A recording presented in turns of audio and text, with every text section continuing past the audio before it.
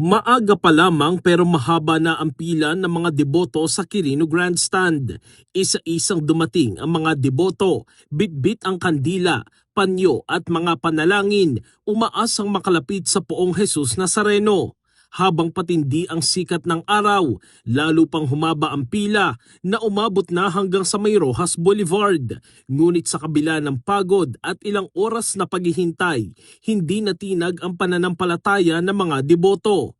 Para sa kanila, sulit ang bawat hakbang at bawat patak ng pawis kapalit ng ilang segundong makalapit, makahawak at makapagpunas sa imahe ng Poong Jesus Nazareno.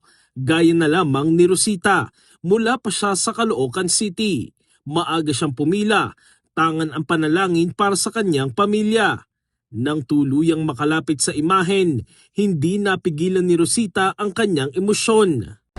Gusto ko talaga makaano sa kanila. Malapit. Opo, makahati. Para patuloy bigyan ng kalusugan, kalakasan sa po ng mga mahal ko sa buhay, mga apo, mga anak ko. At may pananampalit, nananampalataya ko sa kanya. Siya lang talaga ang aking patuloy.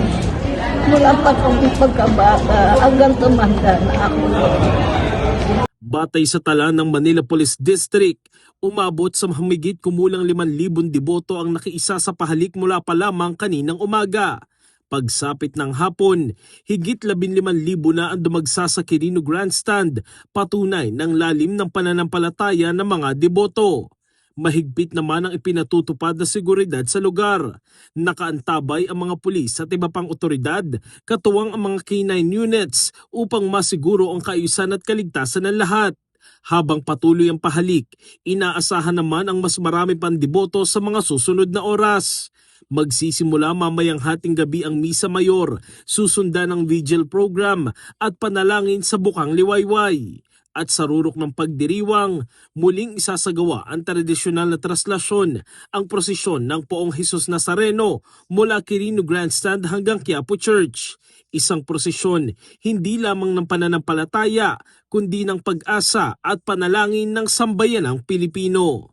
In the heart of changing lives, ako si Brigada Jigo Custodio ng 15.1 Brigada News of Manila, the Music and News Authority.